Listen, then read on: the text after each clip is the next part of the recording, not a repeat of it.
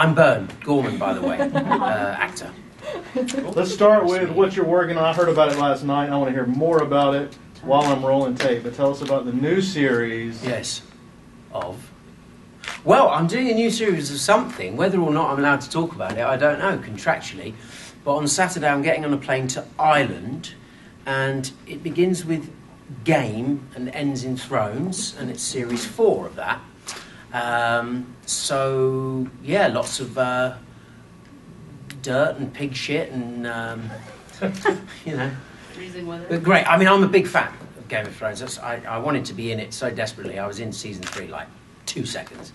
Yeah, really looking forward to going back to possibly doing that. But you have another series, American Revolution. Oh, sure, right, yeah. Filming in Virginia. This is an AMC show called Turn. It's about the American Revolution, 1776, and I play a British major. As you know, or you may not know, the British occupied the territories, and it's a very interesting story, actually, about the beginnings of espionage. George Washington set up, true story, it was only discovered fairly recently, called the Culper Ring. And it was a group of, because spying was ungentlemanly, it was a group of essentially cabbage farmers, longshoremen, who had access to the sounds between Long Island, Setauket, New York, and they were very, very good at spying on the British. So basically it's a very exciting project which could, who knows how long it could go on for, you know, because we can have Paul Revere and Washington and Major Andre and all the historical facts which I'm very interested in, and yeah, really looking forward to that. What can you tell us about your character? Major Hewlett is he's the kind of boss of the town where most of the spies come from. The reason the Culper Ring was never discovered was because they were a group of childhood friends. If they didn't know you, they wouldn't let you in.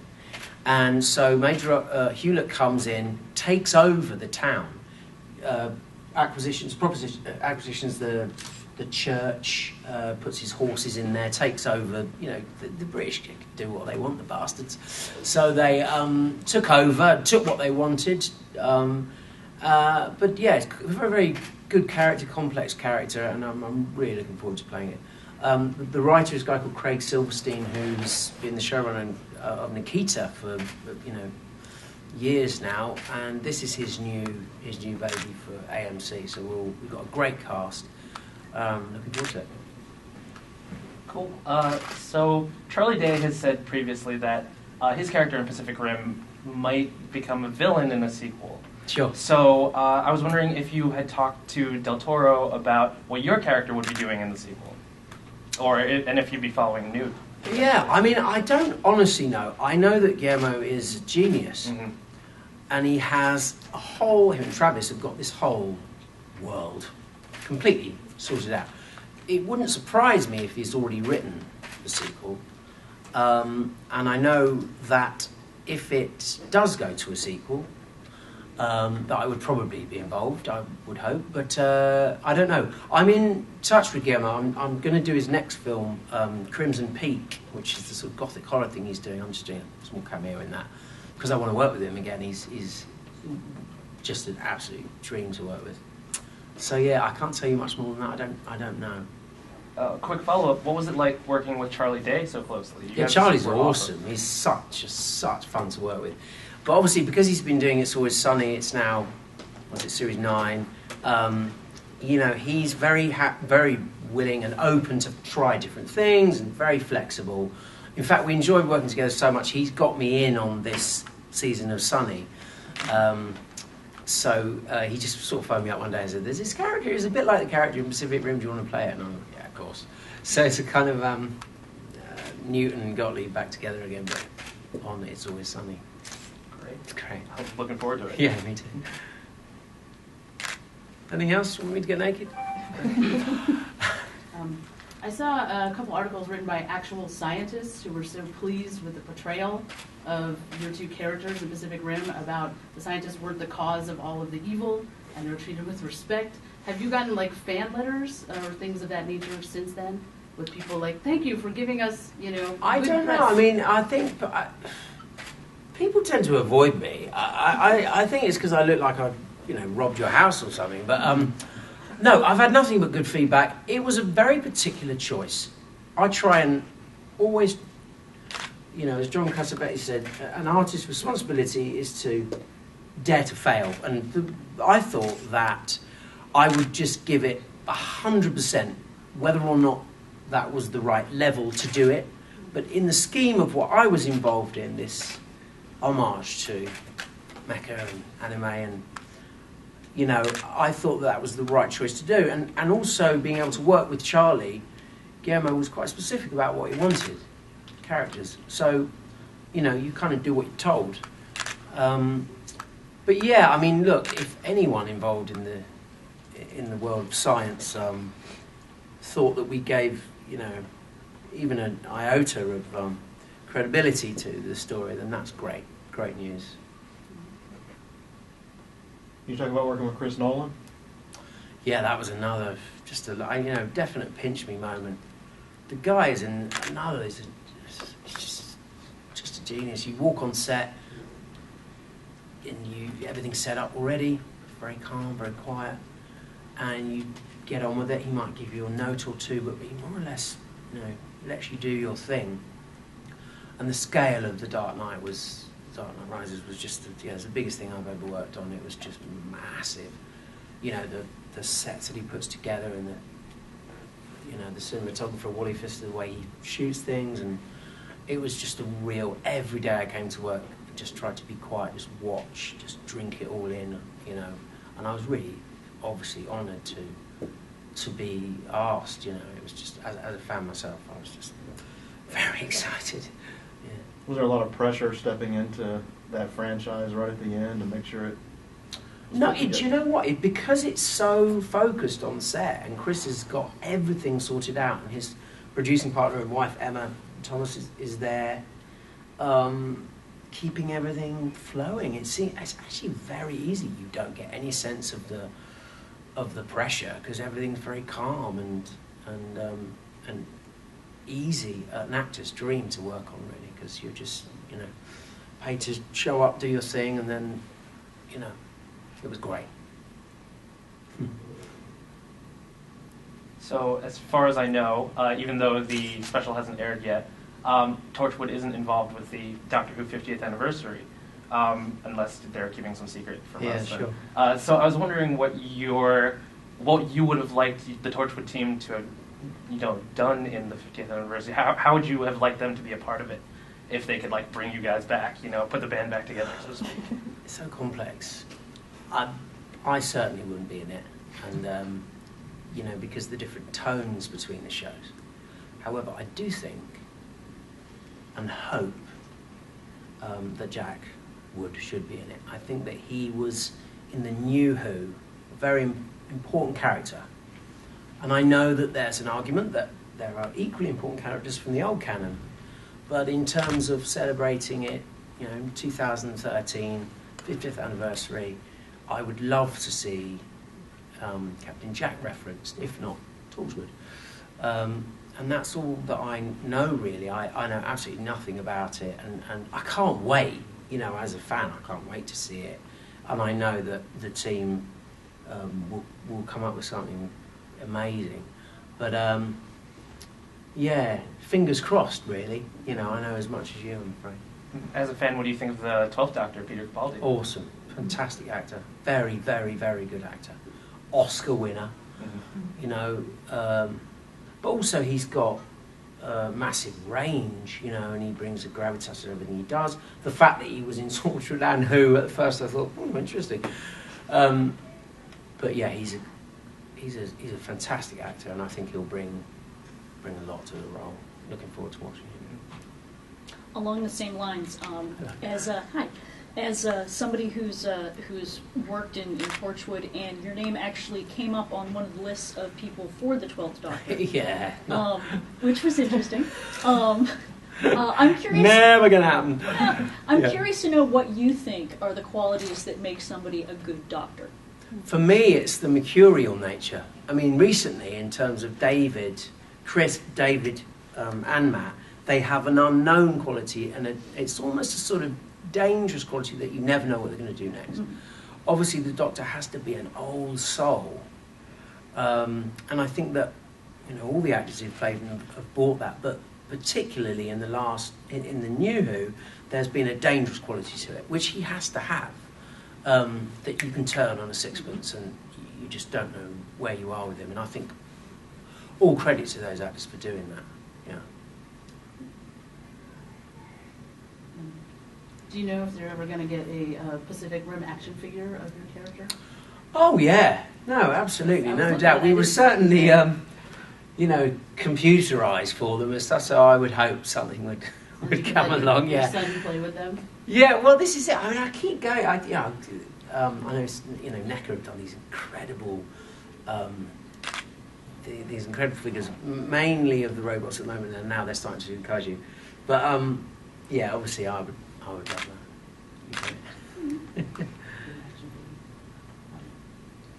Anything else, guys? Oh, so you brought up Game of Thrones earlier. Yeah. And the land beyond the wall, as we can see, is pretty treacherous. But I was wondering how it was like to work in that environment for you and for everyone else. Yeah, well, I was in Ireland, and obviously it's just where all my family are from, so I love working there.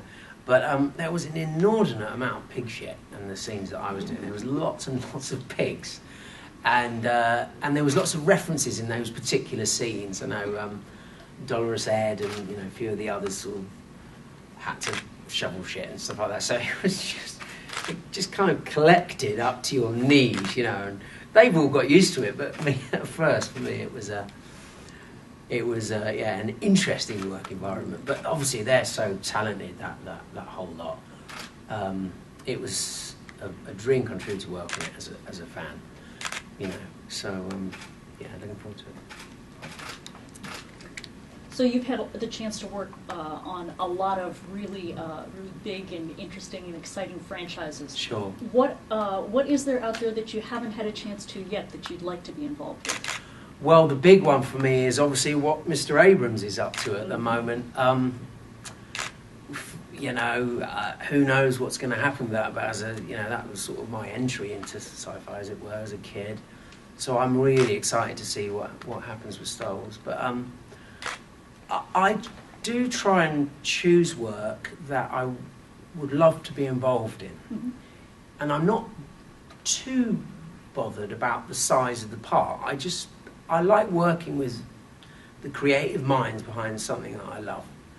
And I've been very lucky to do that. But I'd love to do some more animation. I'd like to do voices for animation.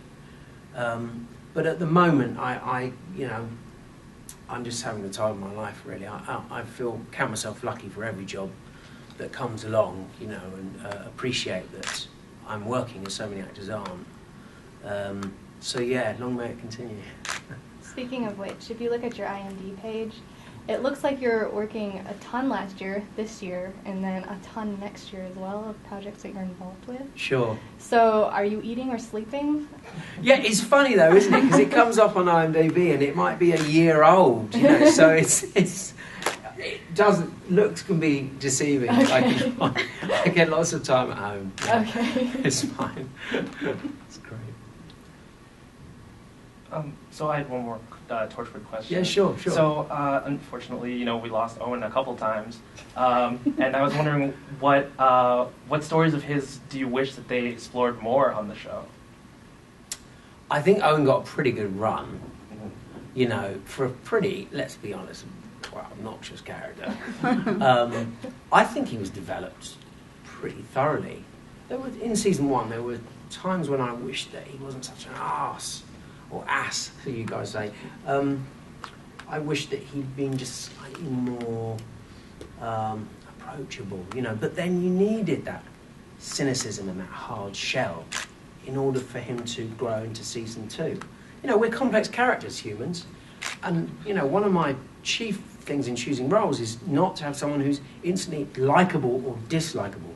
It's the grey stuff that interests me. Some days we're arseholes, someday we're nice. So that's what complex characters, that's what interests me, the ones who aren't instantly likeable, which Owen certainly wasn't. That's not my job. My job is to play what the writers have said and to play it as truthfully as possible. I wish that me and Naoko, who played Tosh, maybe just one day to see how that would have, worked out. But I had a good run, man. I was, so pleased to have been involved in that thing.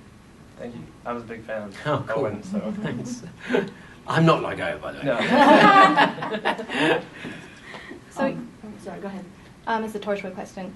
Yanto Jones was the one that was supposed to die, and it was changed very last minute. Yeah. How surprised were you to find out that you were the dead one? It was pretty fluid, to be honest. You've got to remember that Julie Gardner as producer and Russell T at the time, it was such a great working atmosphere because they would just throw you curveballs and they would change scripts around, but they always gave you a great storyline, which is what was important.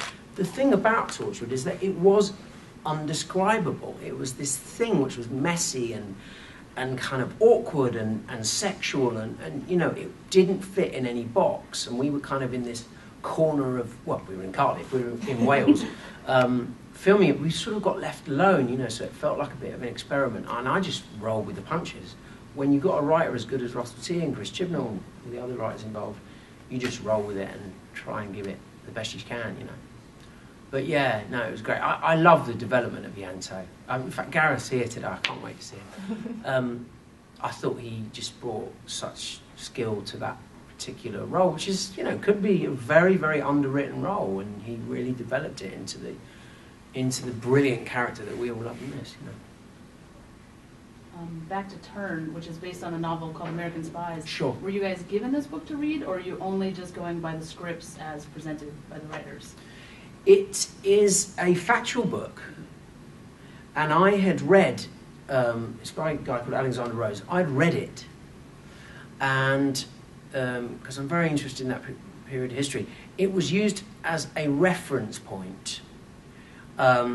But there are lots of things that are in that won't be in the series, and vice versa. Lots of things in the series that won't be in the book. But Alexander is, I believe, coming on as a consultant. He was certainly there when we were filming it, which was lovely. So well informed. If I can encourage you to go out and get the book, it's fascinating, absolutely fascinating, and a true story. It's a period of American history that hasn't really been addressed in television. Yeah, I was thinking that. Yeah, there's Civil War things or Old West things. Sure. And there's another Civil War thing coming up, and I think there's something coming up about the Puritans, about the Mayflower and things like that. But as far as I know, certainly within the last 5 years, there's not been anything. I can't wait. I think there's actually a real untapped scene there. My follow-up to that is, because we know the end game of how it ends historically, is there enough tension to create, oh my God, are they going to get away with it situations to keep people drawn in every week? I mean, Spies for me, the whole tension immediately is, am I going to be caught? And if you read the book, you may or may not know what happens, but some people do get caught and some people don't, whether they're involved in the culprit ring or not.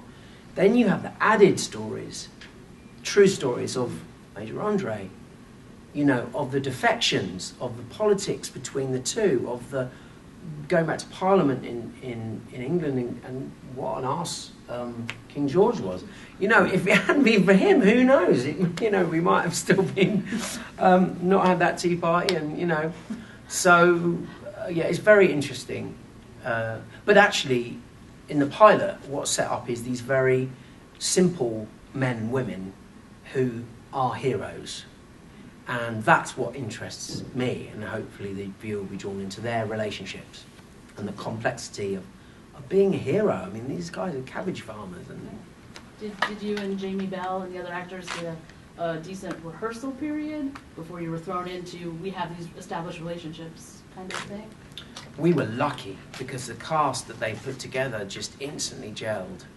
And sometimes it happens, sometimes it doesn't. With this one, Jamie is a very thorough, skilled actor, and he works and works and works on on what he wants to present. So it had that feeling like, come on, let's do this. And we, you know, we're still in touch, and we're very, very excited to be working together again, because it's it's just an ensemble that clicked. It's alchemy, nothing more than that, and good casting, obviously. But yeah, it just worked, and so we're really looking forward to it. Yeah, it's definitely a book I'm going to pick up. I've read John Adams and some books and things like that. Exactly. Well, I think we used some of the same. We certainly used the same sets as Lincoln, which was filmed in Virginia. And you know, this whole village has been created, and it's very exciting. Yeah. Random question. I do. Just with a random answer. Clockwise or counterclockwise? Definitely clockwise. It's got to be, isn't it? Just curious. Yeah. Definitely clockwise. You dirty man. Filthy. Are you all sort of Dragon Con? No, first timers here. You've been my last first time. time. Oh, is it? Yeah, me too. I'm just amazed. Yeah, this is So stoked to be here, man. unlike any con I've been to. Yeah, definitely. Like I just came from the Torchwood panel. Oh, yeah. And Eve and Gareth were a riot. Yeah, honestly, they'll scar you for life. I'm just sort of trying to avoid them until the end of the day. But yeah, no, it's cool. Eve told an interesting John Barrowman story. Yeah, there are a few, I can tell you. Do you have any? Oh my God, yeah. Now, I don't know if any of them are broadcastable, but yeah, John, as you know, is a scream. He's great to work with, and he always gets the work done, but he always makes it such fun. You know, it's just, I really miss working with them still. It was just a brilliant job to do. It was great. Yeah, her story was kind of unbroadcast. Yes, yeah, no, absolutely, of course. That's a little bit of everything from John. That's right, yeah. Sure. Needless to say, it may have involved donuts and something hard and long and human, perhaps. I don't know. Like a Yeah, boss? no, I've got some. That sounds like Eve's hair roller story. Yeah, there are a few. Yeah. Yes. Yes. Yeah, no, he's a great guy. Well, welcome to Dragon Con. Thanks so much. Yeah. It's great to be here. And the effort that people go to, it's just astounding. You're going to see some amazing costumes. Well, I started to take pictures and I thought, what's the etiquette? So I was asking they love them. They do? They Okay, do, yeah, great. absolutely. I thought, oh God, they're going to think I'm a right creep. You know, but there's some amazing The costume. time and effort is amazing. So, Yeah. yeah, take pictures. They love that. Excellent. Tomorrow, going in tomorrow and tomorrow evening, so we really get Well, I'm going to do the excited. parade. And I've asked to borrow a costume as well from this girl who's got a few, and she sort of said, "Oh well, I'll try and sort you out something." So That was my next thing. Is Oh, yeah, that's yeah. my friend, and I need to know what you're looking Oh, for. yeah, so I we don't- talk after. I don't and care. then get together. Oh, anything. I do not care. Okay. I'm very free and easy in terms of that, as long as it covers most of the. The bits. Yes, that's right. Yeah. No, I'm easy. I'm happy. If not, I'm going to just go into my room and just do that and go as a mummy with toilet roll. You know. You'll still fit in, just That's right. Yeah. Zero for effort. But. On a personally creative side, is Sure. there something that you have wanted to do as a project that you might be shopping around as, I'm an actor and I want to do this, or I want to direct this particular thing, whether it's like a play or something on film or television? I want to play Richard III. Oh. I know it Such backwards. a bastard, and I would like to hate you in that same way. Oh, he's great. No, bring it on. Exactly. It is an incredible play. People forget that after Hamlet and Iago, I think, Richard's on pretty much all the time, which, as an actor, is not necessary, but you can obviously get your teeth into it.